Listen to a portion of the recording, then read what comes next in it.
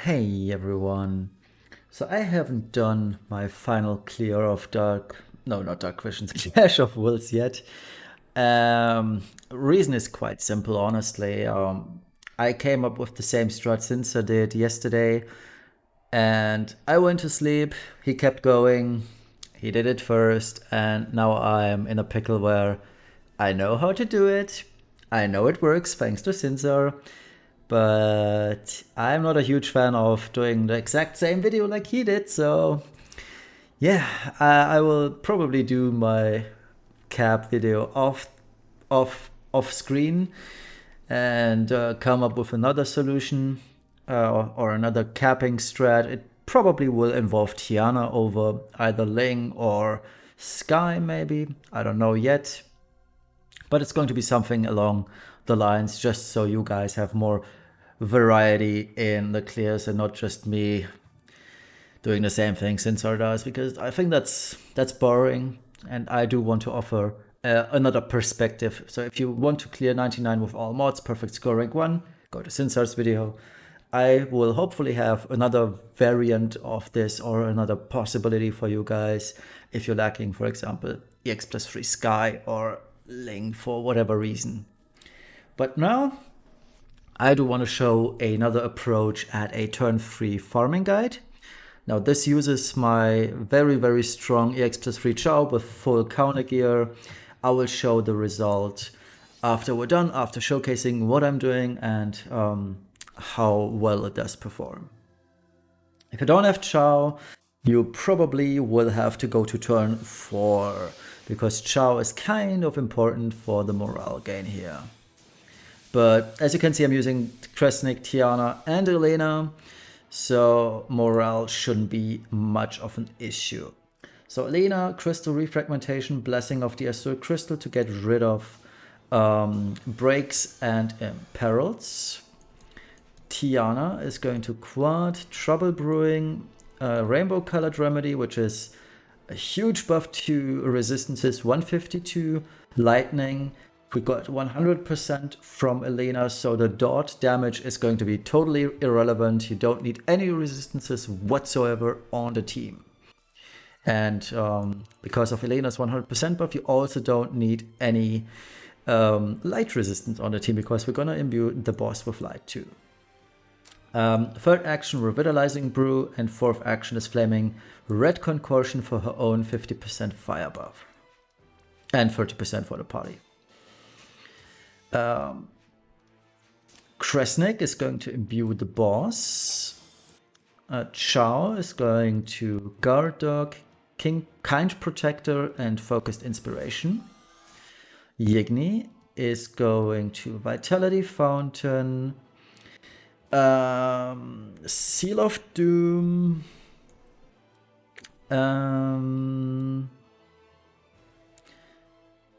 and Double Shrouding Veil. Meanwhile, Noppy is going to Brave Shift. I started him in base because because Noppy has Galvana Lilies in base, just for a little bit morale. Cutesy Clubber and Double Kupo Barrage. Let's do this. It's just really minimal gain, honestly. Let's see how much I gained. Yeah, I gained 1% from all the auto buffing, so this is really me min-maxing this, honestly. So, here comes Chow. Wait for it. And here we go.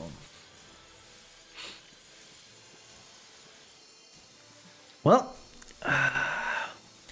let's watch the spectacle.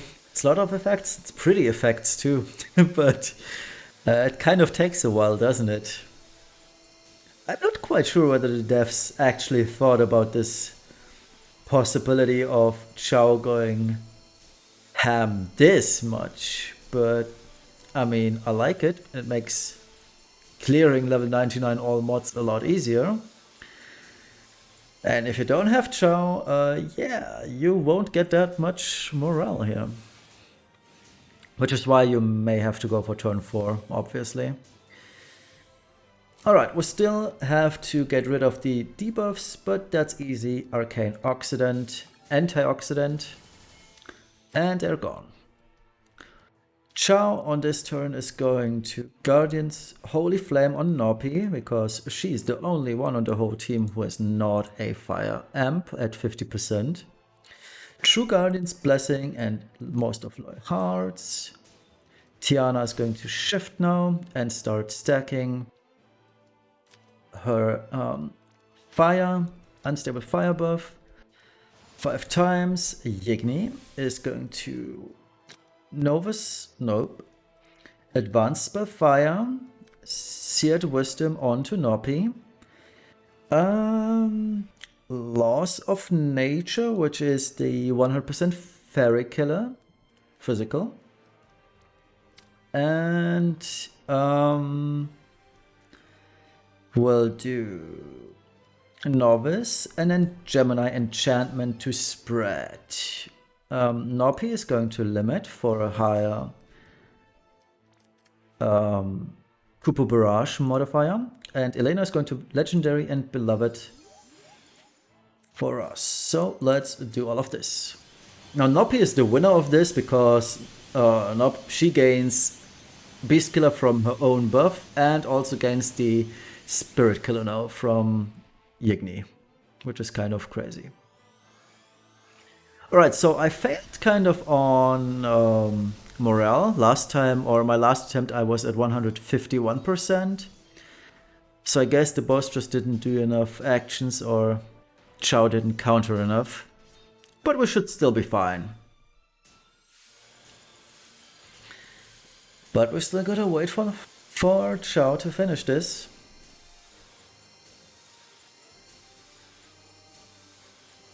I probably don't even need to do Antioxidant and could just straight up go for Stimulant on a previous turn to always to be guaranteed at 150 morale.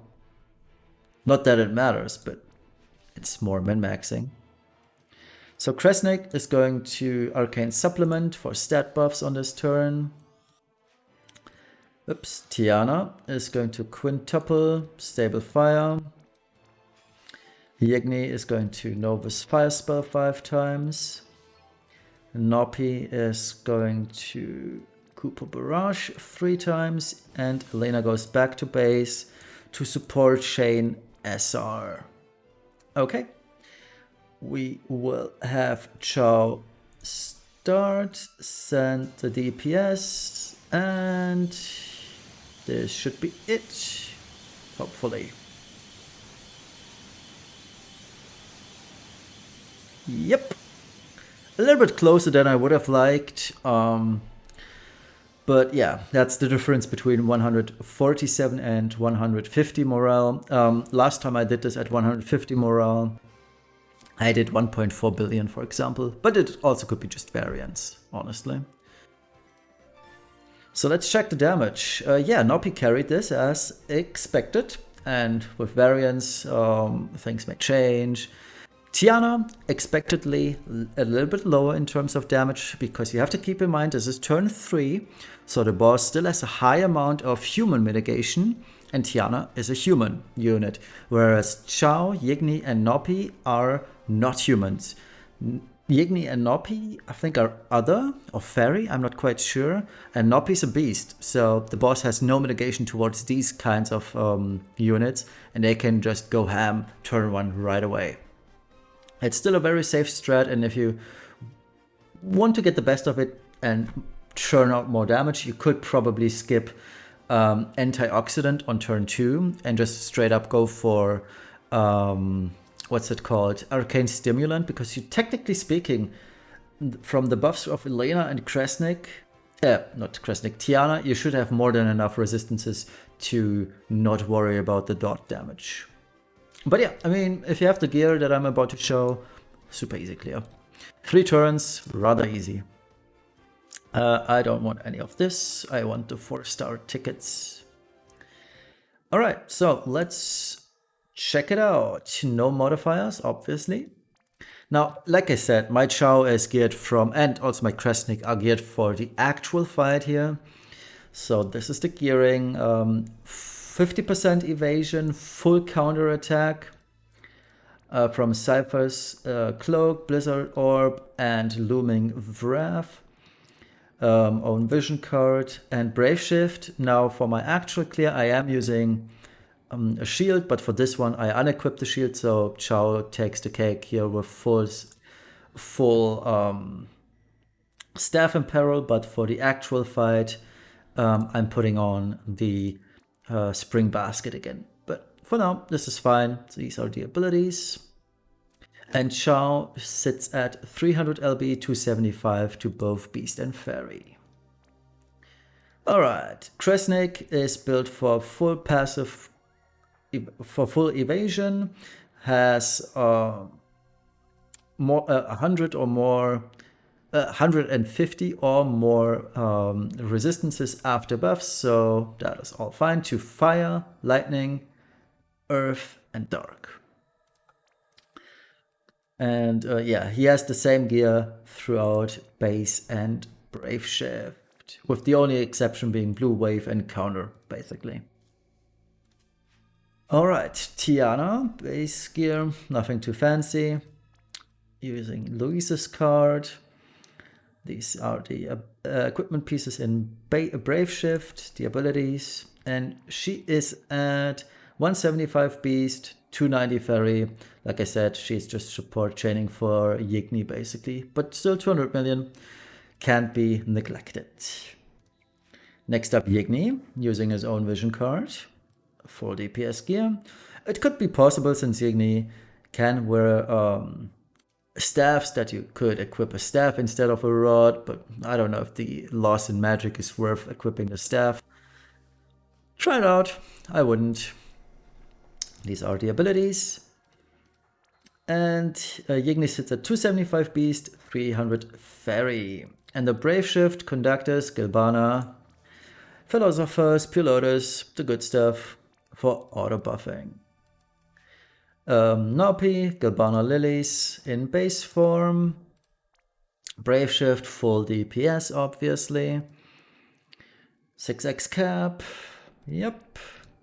And Ygni sits at 300 Beast, 275 Fairy. And lastly, Elena.